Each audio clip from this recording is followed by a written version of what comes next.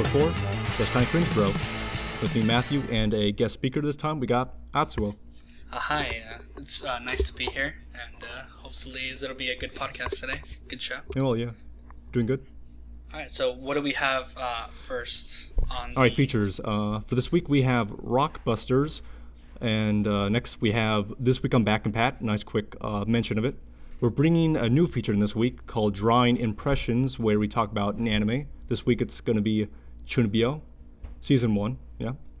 And, we're going to bring in the second new feature this week is Sizzle Reel, where we just talk about a movie.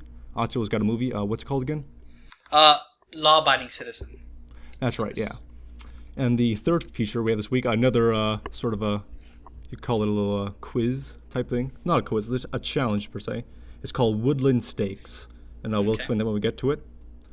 All right. Awesome. So, yep. Okay, first, the comments, actually. We have 2 comments this week from Hotline on 2 different episodes. The first one is, bro. Second one is, true. That's all we have for comments this week. Yeah. All right, on to Rockbusters. So, since Alex isn't here this week, I couldn't wait. I had to check the mail. I didn't get a single email this week for Rockbusters. It's been the second week in a row since it's been. So I assume I'm gonna swap out the clues because maybe no one's just buying on it. So we're gonna both swap out the clues. We're going to retire the old ones, and we're gonna add a new prize. So the new prizes for this week are, the old prize was a $5 off coupon for Play Asia, expires May 19th. Order $60 or more, and the second prize we have is a digital copy of Spider-Man Into the Spider-Verse that can be redeemed by Sony Pictures website. Okay, that's actually pretty good. I would actually go for that one. Yeah. So I'll explain the Rockbusters for you guys. So I'm going to give a cryptic clue, and based off of that, you have to just figure out what the name of the video game is. I'm not describing the story or the themes of it, but the video game. For example, here's a cryptic clue. The acres out in Texas. B. So the acres means land, and Texas is a border state. So put those together, that's Borderlands. Initials B, so it's Borderlands. Now, if a game has a title and a subtitle, for example, Call of Duty Black Ops, it's not going to be CODBO. It's just going to be the subtitle BO. So we have 3 clues this week. We got 2 easy ones and a medium one. First one, if you're a musician, check this spot out. Initials RH. Second one, I didn't even know a bird could hold a pen. I wonder if they'll use quills. Initials PW. Last one, this fuzzy critter seeks to travel afar in hopes of making life more exciting. Initials SA. You can submit those answers at that'skindofcringebro@gmail.com. We'll check them next week for winners. All right, next feature, we have a quick mention of This Week on Compat. There's nothing. No new Xbox titles have been added. It's been a whole 2 weeks, actually. And you know, Atsuo, would you know what? They've only added 500 of the 2,100 titles. I don't think they're ever going to make it. I wouldn't put faith in Microsoft. It's clear to me that Microsoft knows that the Xbox One and their consoles have fallen off. And it's clear because they did the unthinkable, which they haven't done in a long time, which the announcement of the Halo PC coming to PC. That's big. Yeah. The only reason they did that was because they know that the Xbox One and their consoles have fallen off. So they know that the only way they could probably get some garner some attention and maybe some of the hype back to Microsoft would be sourcing it out to PC. So that's kind of an indication of how things are over there at Microsoft. And I wouldn't put too much stock in the Xbox One in this point. It's sad because, I grew up playing, owning an Xbox 360. And the Xbox 360 was king. Like, it always was. The PS3 was good, and, the Wii was good, but it wasn't the Xbox 360. Did you ever happen to play the 100 versus 1 thing they had, like 2010? No, I never got I never got around to playing that. But no, I just really remember back in the good old days of when Gears of War, Halo, all these games, man, and I always had an Xbox Live account. Now I wouldn't even think about owning an Xbox One. I moved on from console to PC, but if I were to move back to console, I'd probably buy a PS4 or a Nintendo Switch. Xbox One? No, I don't think so. I don't know. Fair enough. So, when the Xbox Scarlet gets released, do you think they'll how far do you think they'll get with the titles? Do you think what percentage would you say they'll add? So, if they release a new console, this is what they should do. Hopefully, they don't fall into the same trap that because this is what happens when Microsoft announces a new console. They go to E3, they announce it or whatever, and they focus on everything but the games. It always seems... Well, don't worry. The Scarlet, they're focusing on games. They bought a whole bunch of studios, all those good names, Ninja Studios and whatnot.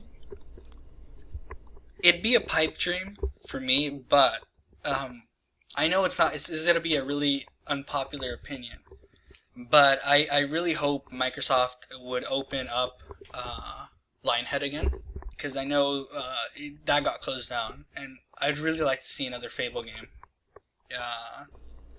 Who's working on the newest Fable right now? Playground 2? Is that right? I think so, yes, but I don't know if it'll be the same, because it's Fable was always made by Lionhead.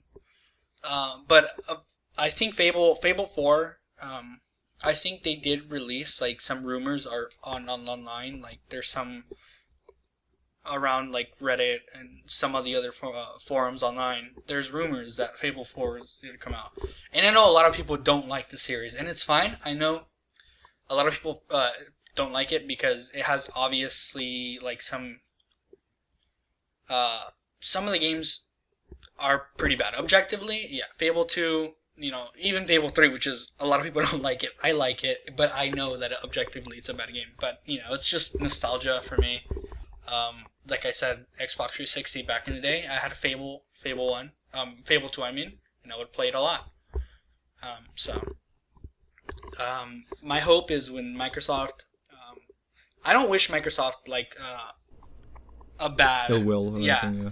But, hopefully they learn from their mistakes, and they do things a little bit differently, because, I hate it when a company, either if it's Sony or if it's Microsoft, they release a console and they act like if it's for Netflix or some shit, or if they act like if it's for something else, and they focus on everything other than the games. And hopefully they do something good.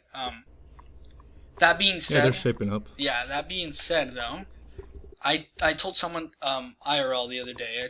I think it was my brother. I was talking to my brother and I told him, hey, we were talking about consoles actually, and I was like, it was either going to be this generation or the next one coming, but I think that the console market is going to die out. It's either going to be this generation or the next one, and I think consoles are going to be a thing of the past. It really depends on how big of the market we've actually tapped. That's true, yeah. I mean, I just think that I think in the upcoming years we're going to see a bigger boom in other areas of the gaming industry, moving away from consoles into something more. We saw it a couple years ago with VR, and VR is not a contender yet, but you never know. Stuff progresses, technology advances, and I honestly do believe that the next generation will probably be the last, because the gaming industry will move on from that and hopefully to something better. Yeah, it depends on PC streaming boxes. Goodness forbid, it's I mean, yeah, but on the other hand, it depends on. I have no idea what the diminishing returns are right now for power, because I mean, technology wise, what do we have? I don't think, is there anything on the level of tessellation? I don't even think ray tracing is on the level of tessellation. Technology wise. Right now, it doesn't seem like it right now, but I don't know. You could be, maybe 5 years from now, you could be surprised. Something could happen. Right now, it honestly doesn't seem that way, and some people might be like, "Oh, this guy's probably retarded," which is, kind of true, but Yeah, just ease off a little bit. Yeah. Take it easy on him. but yeah, I don't know. It's just that's the way I predict. It's a prediction, but Fair enough. All right. Shall we move on to the new feature? sure, yeah, go ahead. All right, we have drawing impressions. Like I said before, we were talking about Chuunibyou Season 1. Because I had to binge this. I had to binge, I think it was 9 of the episodes today. Yeah, so yeah, it's pretty fresh. But in short, yeah, how much have you seen of it? So I've seen both seasons, and I remember watching this back in 2013, like when it was barely new. Sounds right. So I've seen both season 1 and season 2. Yeah, do you want to start it off, or do you want me to go on? Yeah, sure thing. I just don't know whether to do spoilers or no spoilers, because, spoilers, it's like obviously we can talk about more, but what's the point of watching it then? I'm always of that mentality. Well, I What do mean, you think? I don't really mind spoilers, especially like if I'm watching a YouTube video, because I usually follow quite a few film reviewers and game reviewers and things of that nature. I don't really mind spoilers because I know a lot of people do, and it's fine. Some people get really mad if you spoil the ending to something. I don't. In my opinion, the things in between are what make it more fun to me, and getting to the ending, as cheesy as that sounds, but I get you. Yeah, fair enough. Okay. I'll talk about the start, a little bit of the middle, leave the end as open as possible. Try to not really pin anything down. All right. So, Chuunibyou, basically it deals with the theme of in English it's called unwarranted self-importance, where basically in middle school you pretend you're something you're not. You kind of you really do aggrandize yourself. But in the context of this show, it's basically playing pretend with magical forces and whatnot. And so the main character grows out of it by the time he's in middle school. But the side character, was it Yuka, right? Wait, what's her, what? Nagashi? Rika, yeah, that's it, yeah. yes. So Takashi, the main character, he breaks out by middle school. Rika is still in it, so basically Rika's attached to Tagashi because she sees Tagashi take out his stuff that he's about to throw away and do his little ritual. So yeah, the anime kind of deals with Rika and Tagashi interacting without Tagashi's cover being blown, and I'd say it's got a little feels to it. During the middle of the series has a lot of feels to it. The ending, it does let up. Gets up on a happier note. I'll say that much on it. What do you say, is that? Yeah, I mean, honestly, Chuunibyou is a series about. It's kind of relatable. It'll be kind of relatable to most people. Simply on the theme of being embarrassed of your past. Because I know, like myself included, a lot of people are probably, when you look back 10 years ago, 5-10 years ago, you're probably embarrassed of what you've done in the past. I know, like, my high school and middle school years are pretty cringy. Oh, yeah. I did some pretty cringy things. So, looking back on it, that is pretty embarrassing. And, the show starts out with the main protagonist guy who's basically throwing away these things, which were like, his guilty, like his dark past, as he calls it, when he used to role play as a magician or something. Dark Master, yeah. Flame, Dark Lord. Yeah. And he meets this girl, and the girl sees him, and the girl does the same thing. This Rika, yeah, she sees him throwing away the things, and she's into the same thing, and basically, it spirals out from there. But as far as the show goes, I had some issues with it. I don't think it's the best show ever. I don't think it's the worst show ever. I think it's average, and I know a lot of people who really like the show will probably get mad if they hear me say that, but this is a thing that happens with animes, especially with animes. You have people who are really strongly into an anime, and that's fine. But having cute girls doesn't excuse the poorness of a show. I know tons of animes that have cute girls and moe themes and it's they're called healing shows because they're really happy and really I something haven't to heard of that watch. before. It's a new term for me. Yeah, I forgot the Japanese term for it, but they're called healing shows in English. It's like you watch them after a long day of work, and it's something nice to watch, something nice to relax to. But that doesn't excuse a bad show. I think good animation doesn't excuse a bad show. Good music doesn't excuse a bad show. I think a show should hold. It should be like it should hold itself together pretty well. It just shouldn't rely on one aspect, which is what I think Chuunibyou does. Chuunibyou relies a lot on the cutesy aspect, and that's good because it's good for them because that kind of it is a cute show. The animations, the girls are really cute, so it does rely on that. But there are some issues within the show. Yeah, would you say the pacing is, because here's the thing for me is 23 minutes for me is a very long time for animation. I don't know how people can make videos in animations that long. For me, my videos, they're 5 minutes tops. But I felt like there could have been a pacing issue towards the end, maybe a little bit quick in the last 2 episodes, but for me it felt fine. Did you? What do you think? Was that a... The pacing was during the middle of the show. Yes, it was kind of all over the place. The pacing was weird, and I don't want to spoil anything for you and anyone listening, but season 2 also has some really weird pacing issues as well. Like some of the character development is kind of weird. Also, because spoiler alert, there is a romance theme in this show. I hope you didn't read the title, the English title, because that would give it away. There is a romantic theme to it, and the romantic theme is honestly kind of weird because it feels like they shoehorn it in, and it's like I like that they didn't go like the cheap harem route, the harem route where like but it feels kind of shoehorned how they start dating and how the romance develops. Also, the drama feels kind of cheesy.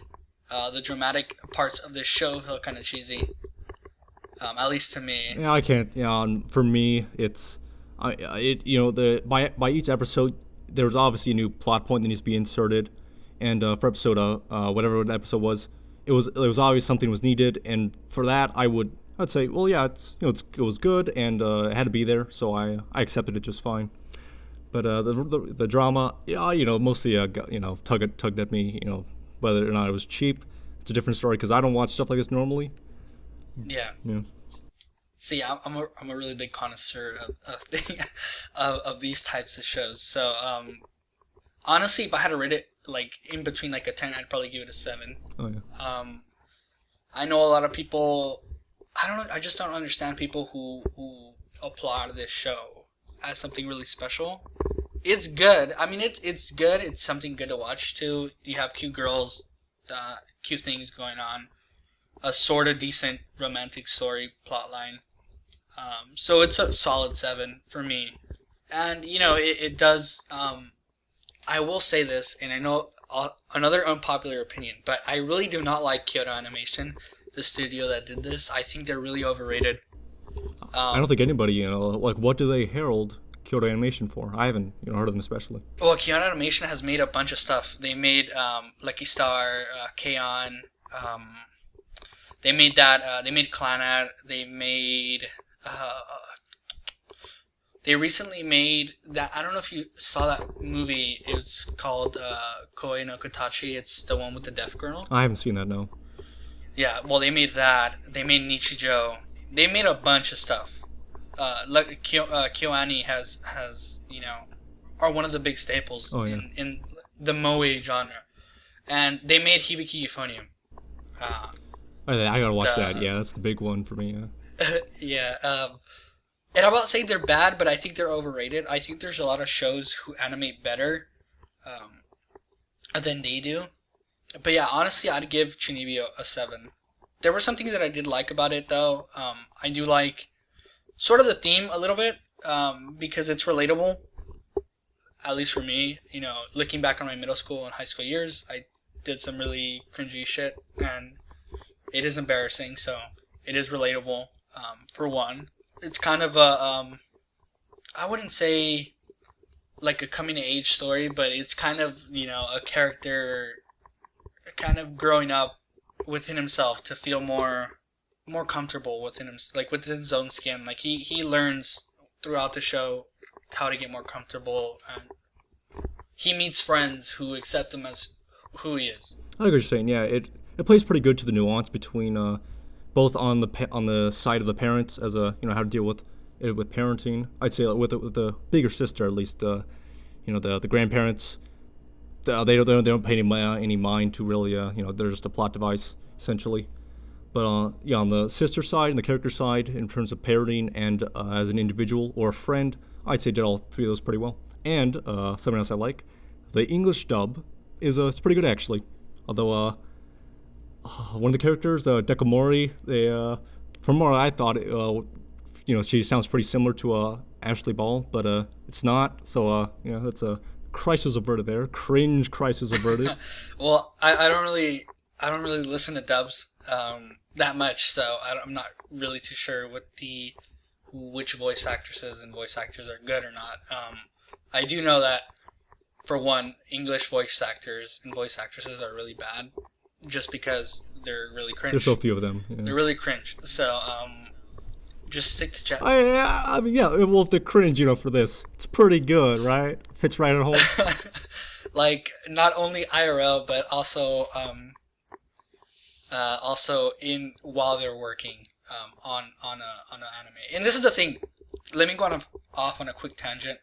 Fair enough. This is the thing with English voice acting. If you're gonna voice act something like an anime or anything else, if you're gonna voice act a Japanese anime, the problem with English voice acting is that they try to copy it. They try to copy. They try to sound really squeaky, really high pitch. And that doesn't work because it's a different language. There's different nuances in the Japanese language than in the English language. Sometimes the Japanese language, they have a variety of inside jokes. Also, different ways of expressing themselves. There's a vast difference between English and Japanese that you have to translate well in your voice acting. But most voice actresses, especially voice actresses, they get lazy and they think that by making a character high-pitched and cutesy sounding, that's enough to get a passing grade. And sadly, it's not. Because at the end of the day, it just sounds really cringy, and I think there should be more effort in what they're doing to really make the role theirs. You really have to fill into the role, instead of just trying to be a cheap knockoff imitation of the Japanese version. Fair enough, yeah. And there's also the fact that they pause to lip sync with the voices. That's just to fill out the runtime. That's fair enough. Yeah. I mean, there's really good English dubs that I like. Don't get me wrong. I will listen to a good English dub. The majority of them are bad though, but there are a few gems out there that are good. So yeah, I haven't seen Chuunibyou in English dub. I don't even know how to English dub, so I don't know anything about that. But honestly, it's a pretty decent. If you haven't watched it, I'd probably suggest, if you have a free time, I'd suggest 6 hours, about whatever the usual runtime is for anime, 23 minutes times 12. Yeah, it's about 6 or so hours, like 5.5, 6 hours. So yeah, 6. Yeah. So if you have time in between, if you have a week off or something and you want something to watch, you could give this a try. It has a second season, so if you, it's a pretty decent show. It's not the best thing you'll ever watch, but is it bad? No. Will you enjoy it? Probably, if you're into light comedy and romance. So there you go. That's Chuunibyou. Yeah, or if you're an autist like me, who are like spurg out whenever they do anything autistic, just it's just is what it is. Yeah. So gives a pass. Gives a pass for me too. Yep. Yeah, definitely. I don't know. Alright, If you, yep, what's up? this is what I would Chuunibyou, just on a closing note on Chuunibyou.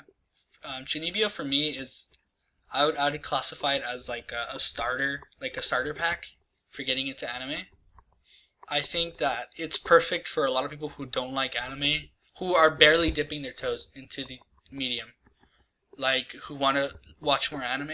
I think it's perfect for people to get into it, for those kind of people. But it's also for anyone else. But it's a really good starter pack anime, I think. So, just give it a shot if you haven't watched it.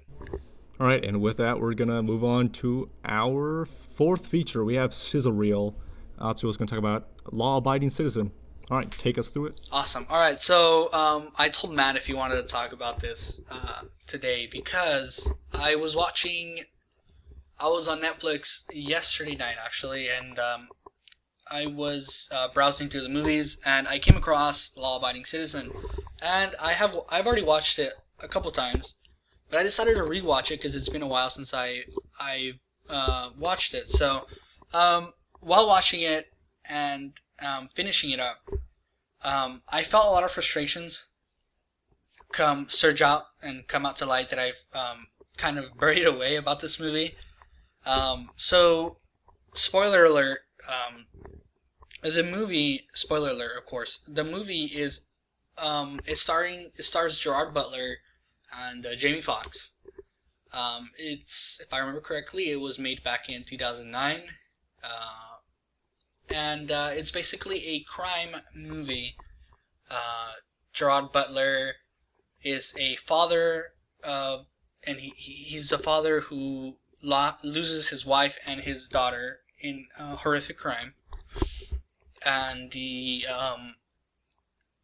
two perpetrators of the crime, they get away free. Well, one of them gets incarcerated, and the other one gets away through a loophole in the laws. And it looks like we see a lot of those these days, but a lot of those cases. But anyways, he's represented at court by the character that Jamie Foxx plays, and basically something goes really wrong with the trial, and Gerard Butler's character feels a lot of resentment towards the law system and the justice system, and Jamie Foxx's character for kind of doing him wrong and not avenging his wife and his child, which are dead.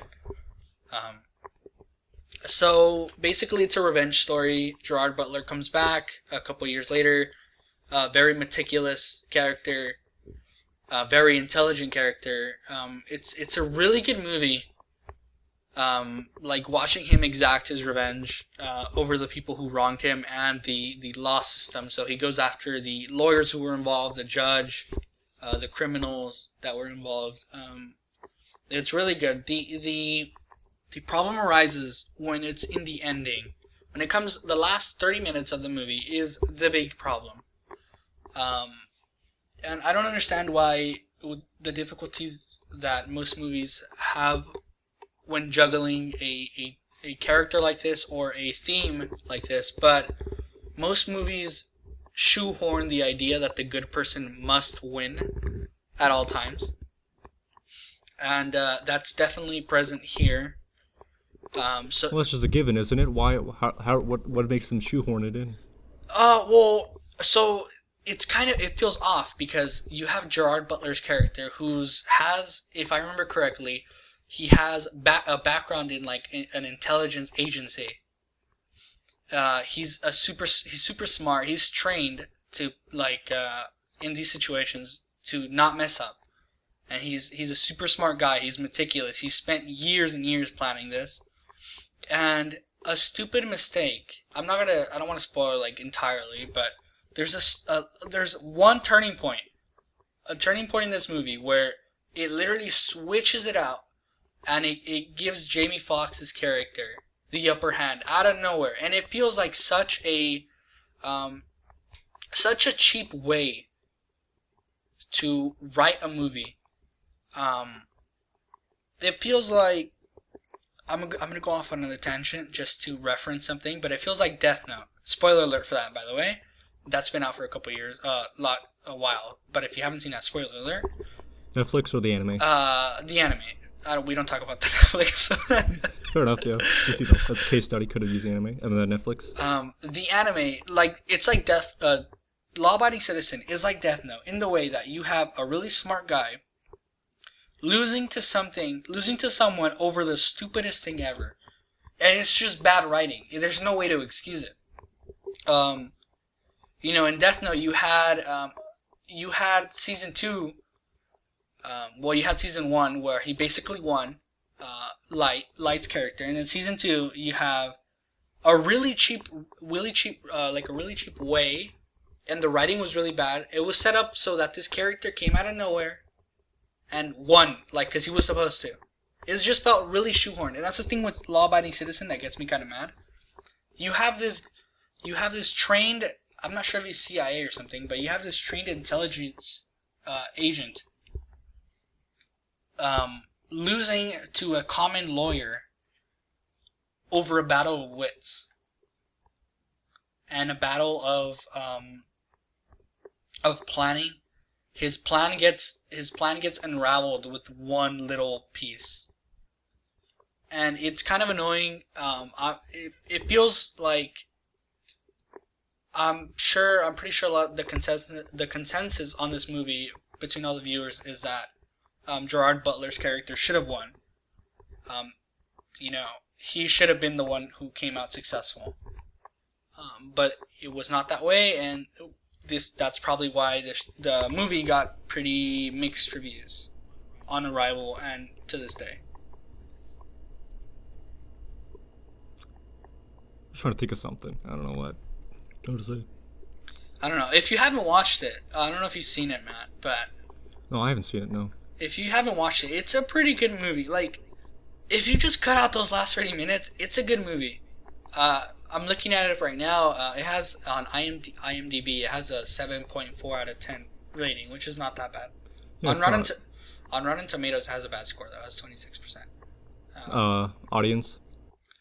Let me check. I don't know if it's audience or if it's critics. It's a critic score, 26%, and audience has a 75%. So it's it's in the 70%, like 7 out of 10. Was there anything that makes this movie stand out? Gerard Butler's character. I think he does an amazing job. His character is really well played, and who doesn't love a good revenge plot? I watching movies like John Wick, like Taken. Movies like those that are really revenge driven, that are really good. Law-Abiding Citizen could have been that. Law-Abiding Citizen could have been a staple, for like a really, I don't want to say psychological thriller because that's overused, but yeah, of course, it's really, it doesn't have that much action. It's more of the battle between Jamie Foxx's character and Gerard Butler's character, and I think Gerard Butler knocks it out of the park with his performance. If you watch the movie, he's in control the entire movie, except for those last 25 minutes. But he's in control. You know, you don't know what he's gonna do next because you know he has it planned out 10 steps ahead, and it's just really fun. It is rated R. It's pretty gruesome. But I don't think a lot of people mind that. Is there any language in that? Yes, it's rated R because of extreme violence and also language. But okay. it's pretty. Yeah, that's why it's rated R. It's really gruesome. Like there's a point where I'm not gonna say it, but there's a really gruesome scene that's really bad. It's a torture scene. It's kind of off the rails. But yeah, it's on Netflix. If you have Netflix. Yeah, it looks like it's 2 hours long. Atsuo recommends only watching the first hour and a half. Not the worst thing ever. Well, you can watch the ending. Watch the ending. It'd be fine. If someone watches the ending, go ahead and leave a comment or email Matt. And, the email is that'skindofcringebro@gmail.com. if you've seen it or if you've seen it and know what I'm talking about, if you disagree with me or agree with me, email them, or if you haven't seen it, go watch it and make up your own decision about the movie. I think it's a good movie. It could have been a great movie, but the ending kind of falls off. It's kind of like a train losing, a car or a train losing its steam and stopping halfway. But yeah, that's what that's what I wanted to talk about.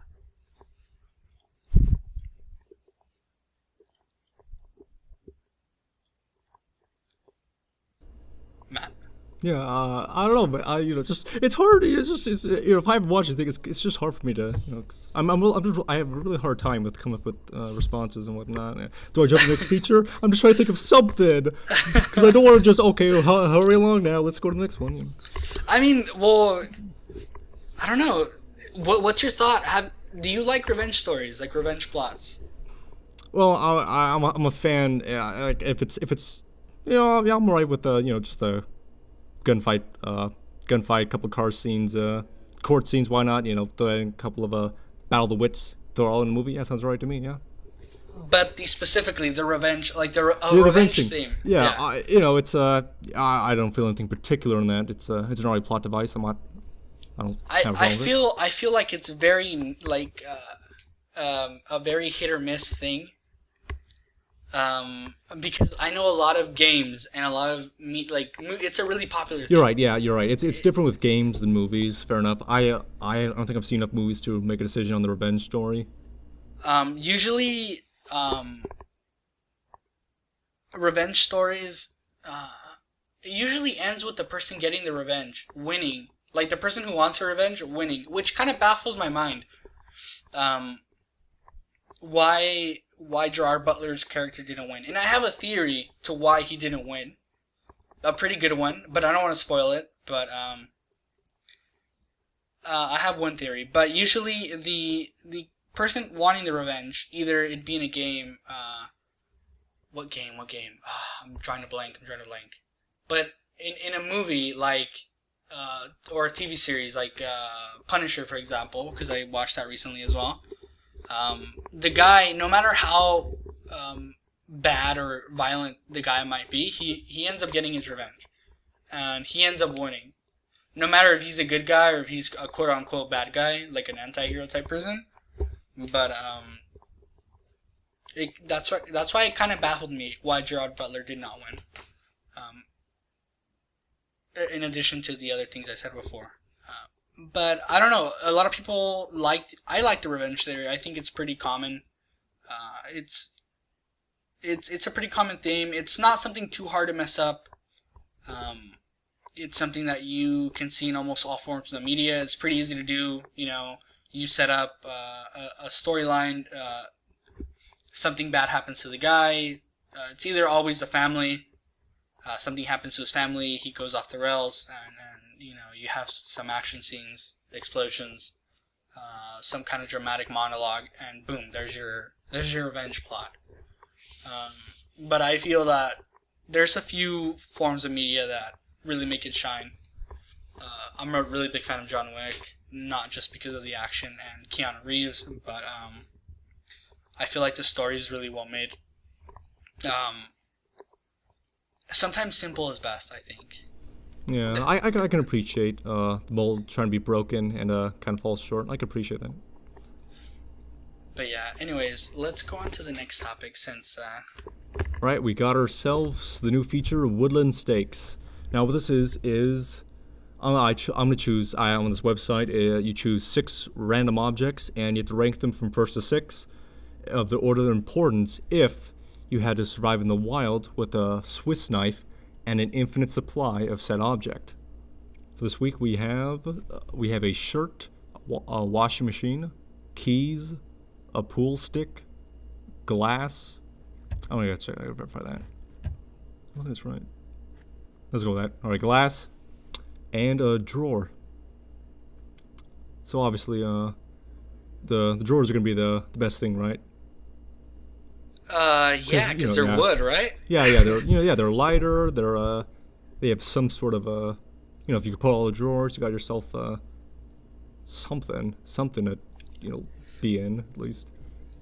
Well, if you have an infinite supply of drawers, you have an infinite supply of wood, which is an infinite supply of fire. Oh yeah. And also for reference, this is in the woods. The forest in Michigan, so it's gonna be a cold but not bitter cold. Just for reference for all this feature. What were the other ones? Like, I don't Alright. understand why you would have glass for one. Glass is a weird one. Well, yeah. Well, that's I don't know, man. That's what was on the random objects. Maybe I just did it wrong, but we had glass. So if you have an infinite supply of glass, that's you're right. It's pretty useless. But I mean, what you can do with glass, you can make weapons, can't you? well, yeah. But I mean, what are you gonna find in the Michigan woods that you need to use as weapons?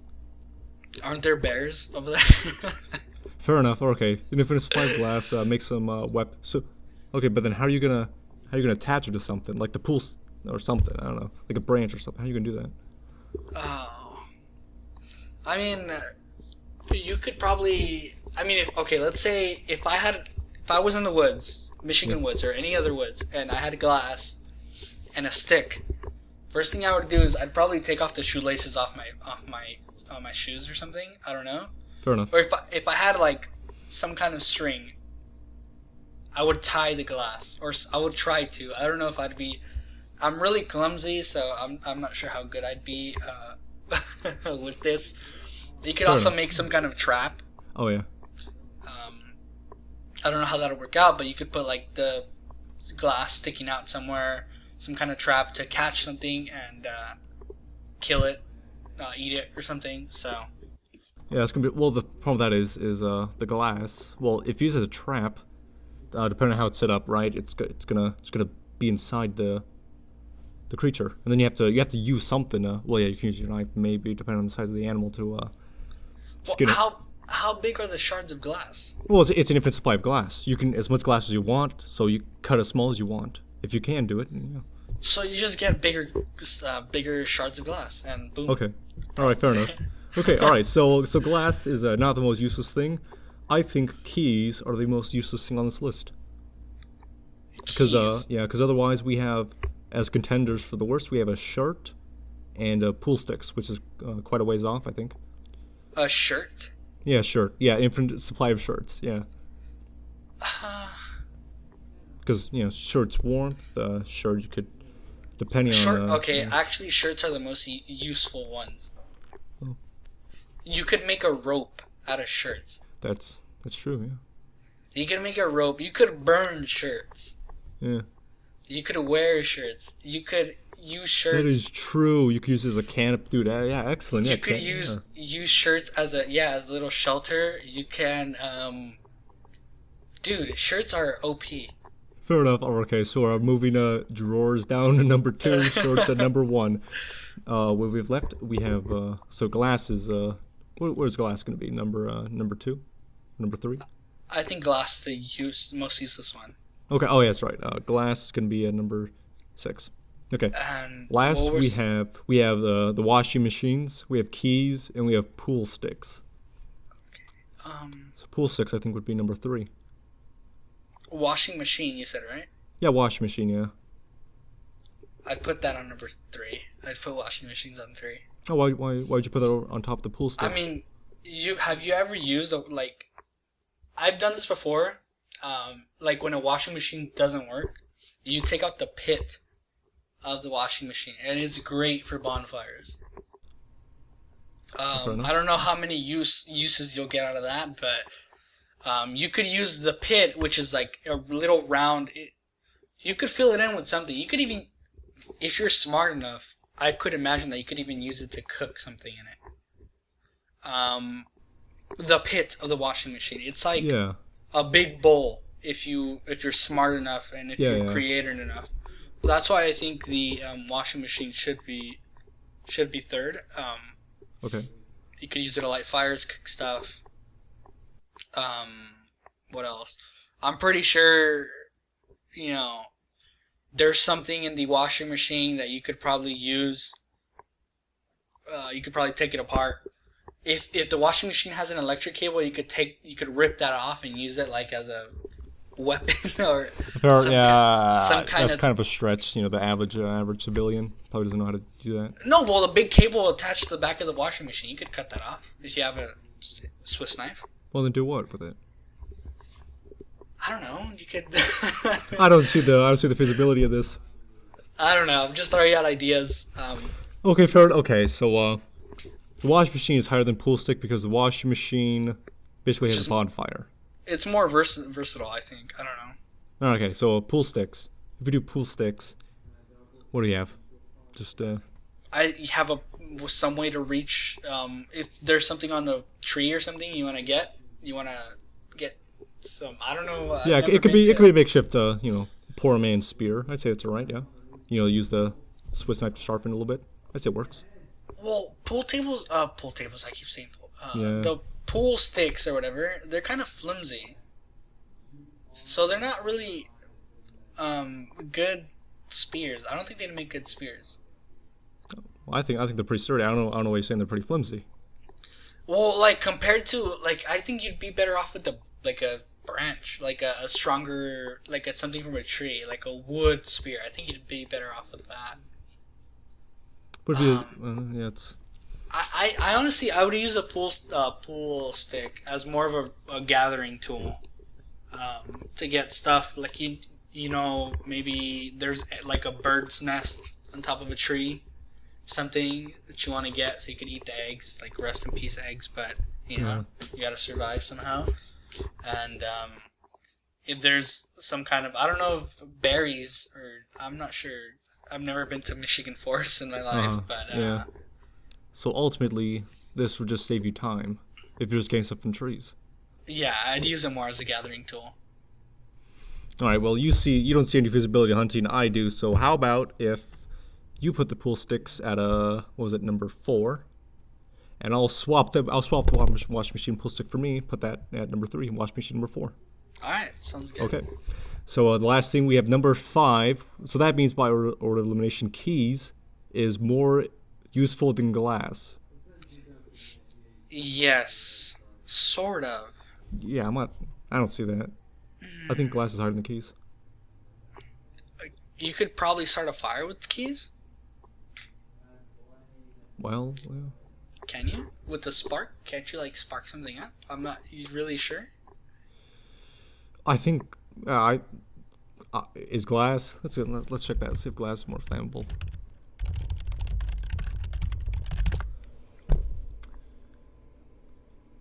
Honestly, both glass and keys are bad, and if you end up with an unlimited supply with them, I'd rather just jump off a cliff. Oh, fair enough. Okay. Suicide by glass. All right. That puts it at number 5. Keys at number 6. Let's go. Yes. All right. So rounding off, we have. Was it?